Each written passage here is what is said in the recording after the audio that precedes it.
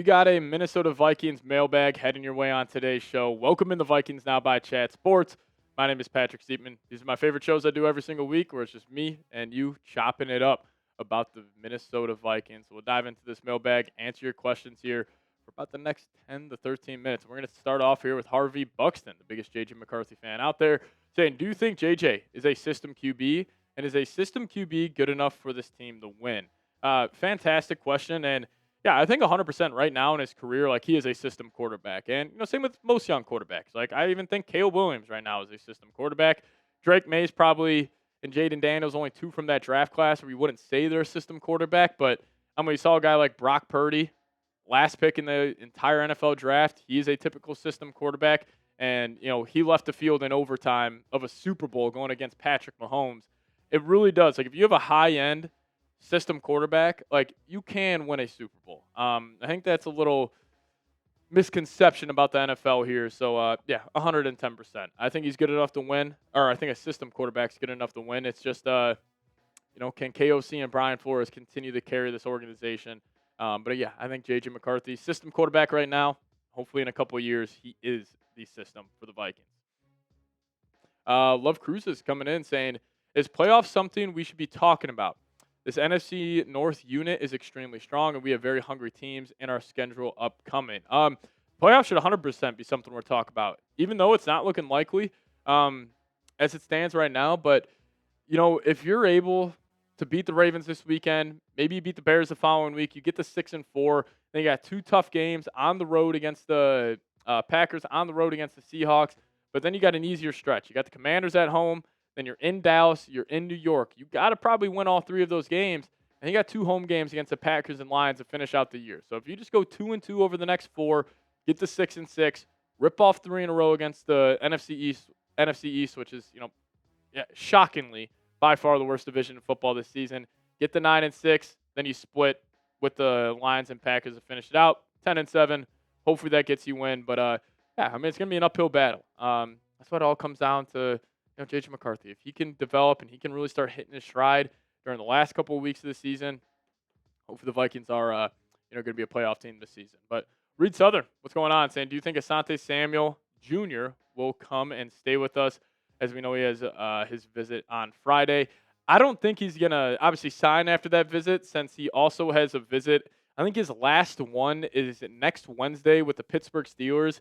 Now, the only tricky thing is here, and I think Asante Samuel might end up in Pittsburgh, the doctor who did his offseason surgery is a Pittsburgh Steelers team doctor. Now, how much impact does that make? Probably would have to ask Asante himself, but we'll see. If I had to put my money on it, he'll probably end up in Pittsburgh. Hey, man, I think he would be a great pickup. Hopefully the Vikings don't let him leave the room or leave the building that day. But yeah, I'm going to probably say the Vikings don't sign Asante Samuel, even though, obviously, I really want them to. Pierce Clark saying, how do we contain Flowers with our full focus being on Henry and Lamar? It's a better question for Brian Flores. It's going to be tough. I thought Byron Murphy, he got beat a couple of times by Amon-Ra, but he was still in the right spot most of the time. He was just about a half a step behind, and Amon-Ra is one of the best receivers in the league. But, yeah, it's going to be tough. The Ravens offense, it's not just Zay Flowers, Derrick Henry, and Lamar Jackson. They also had probably the best tight end duo in the league with Isaiah Likely and Mark Andrews. You also got a guy like Bateman thrown in there. They have a lot of dudes. They really do feel like a Madden offense where you're just creating a Madden team in franchise mode. They are that good. So it's going to be a big test for that team this weekend. But again, starts up front. If you can dominate in the trenches, if you can stop that run game on early downs, get Lamar in the third and long situations, which he could still pick him up. Lamar's a hell of a football player, but you just got to get yourself in advantageous spots, and it starts with King Henry. I understand. Lamar Jackson's probably the third best football player in the entire world right now, behind Allen and Mahomes. But it starts with King Henry. That's where their offense is built off of. So, tough test. Brian Flores probably has a better answer for that. Jettis, what's going on? Saying, do you think Sunday is more of what to come, or do you think that Sunday is more of what to come from this Vikings team? They played like I expected to see all year, from our defense and offense. I hope so. You guys know I'm a very optimistic Vikings fan. That was the team I expected on Sunday this entire season. And I think if I kind of wanted to take a sip of purple Kool-Aid here, I would say that was the most healthy this Vikings team has been the entire year.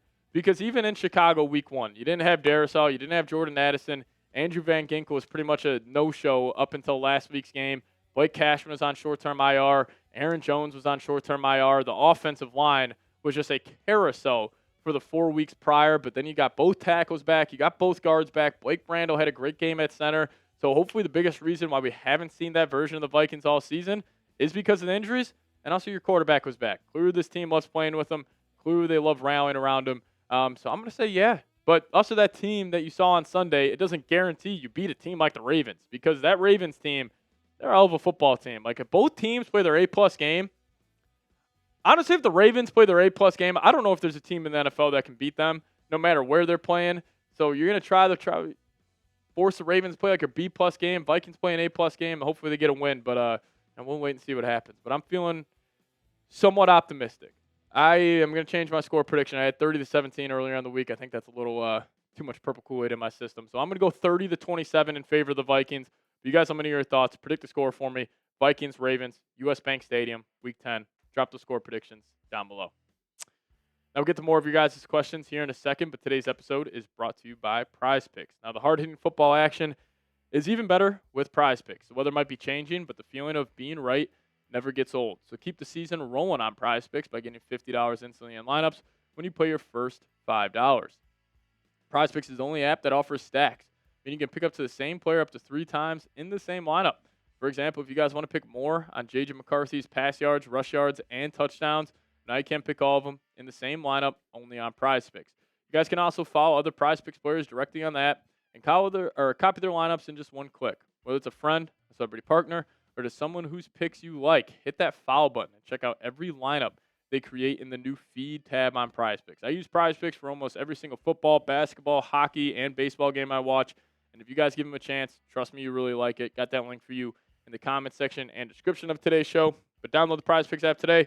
Plug in promo code CLNS. Get hooked up with $50 in lineups after you play your first $5 lineup. That's promo code CLNS to get $50 in lineups after you play your first $5 lineup. Shout out to PrizePicks for sponsoring today's show. PrizePicks. It's good to be right. Joshua coming in with a $5 super chat. Appreciate you, my friend, saying, do you worry that JJ won't have that pass connection with Jettas to get him the stats like Sam did? I mean, it obviously won't be the same connection early on in JJ McCarthy's career. Sam Darnold and Jefferson, they got on the same page very, very fast, but you already kind of started to see it build. Like that one fade route that he had to Jefferson for the one-handed touchdown, that was a perfectly thrown ball. And also Jefferson mentioned it. Like, he was saying, like, JJ's got a lot more zip on the ball compared to Darnold, compared to Kirk Cousins. So, like, he also needs to get used to it. But, just like anything in life, it's going to come down to reps. Like, I'm sure guys you work with at work, like, once you get more reps under your belt, you just get better at whatever you're doing. And especially with the game of football, that is true. So, am I worried about it? No, but I don't know if they'll get to the connection that those two had this year. But we'll see. We'll see. Santana, my guy, coming in saying, #Vikings. Honest question. What's JJ's trade value right now, in your opinion? I'm assuming you're talking about Jefferson, but talking about McCarthy, I mean, the Vikings wouldn't give him up for, unless you just blow him away with an offer of like 3 first-round picks. But I don't think they would, he wouldn't be on the table. And the same can be said for Justin Jefferson. We saw Sauce Gardner go for 2 firsts and a player. Jefferson has way more value than Sauce, so maybe it's 3 firsts and a player and a second. But both those guys are probably untouchable, Santana. But I like that. I like that question. Definitely thought-provoking there, so shout out to my guy. But we also got Exile coming in saying, how do you think our corners will match up with the Ravens receiving core? I'm not feeling good about it. I think the Ravens receiving core, it's always been a heavily criticized group under the Lamar Jackson era, but I think with what they got right now, it's pretty damn good. Zay Flowers, Bateman, you got 2 good tight ends. You got 4 elite pass-catching options for one of the best quarterbacks in the league. And also Bateman, freak athlete. Zay Flowers, freak athlete. We have seen these freaky wide receivers really give the Vikings defense problems. Like A.J. Brown, Devontae Smith killed them. Amon-Ra, Sam Laporta, those guys, even though the Vikings won, they had good games the previous week. So I'm not feeling too good about the matchup.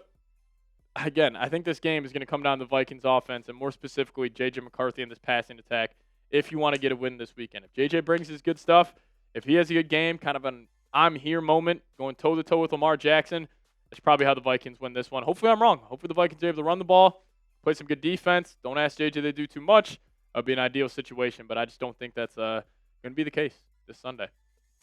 Echoetics coming in saying, how many sacks are we getting this weekend? I know you want me to say 6 or 7, but I'm going to call my shot here. I'm just going to go 3 sacks. I don't think it's going to be crazy.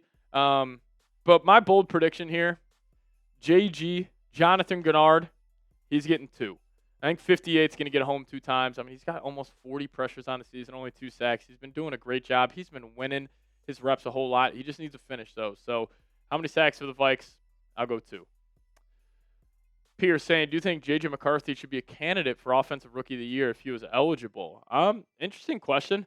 Now, this would be like if the NFL changed the rule as to how the NBA does it, where if you miss your whole rookie season, or I think it's about 15 games, if you play less than 15 games, you are eligible for the next year. I'm going to say no. I just think like you have to be a true rookie to win that award, because there is a benefit to like JJ sitting a whole year being in an NFL organization. That's why that 1 year, I think Ben Simmons won it over Donovan Mitchell, I'm pretty sure, in the NBA. Like that was a little ludicrous. Like Ben Simmons was already with the Sixers, with their weight training program for a whole season. So I'm going to say no. I just think it should be, only allowed for if you are a true rookie.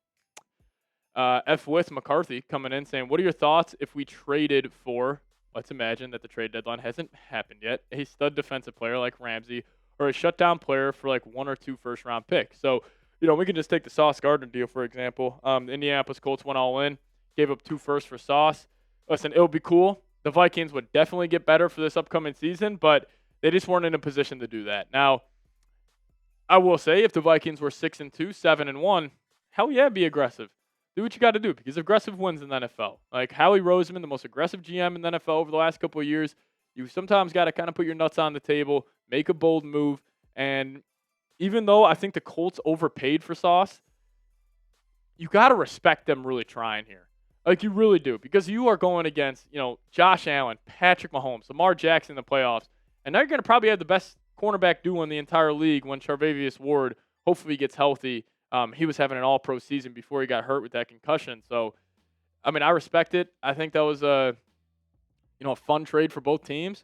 But with where the Vikings were at, I'm going to say I'm happy with how they handled the deadline. But I do wish it maybe would have traded for another corner, like a 6th, 7th round late pick swap, just get another body in the building. But hey, Asante Samuel comes and signs with the Vikes.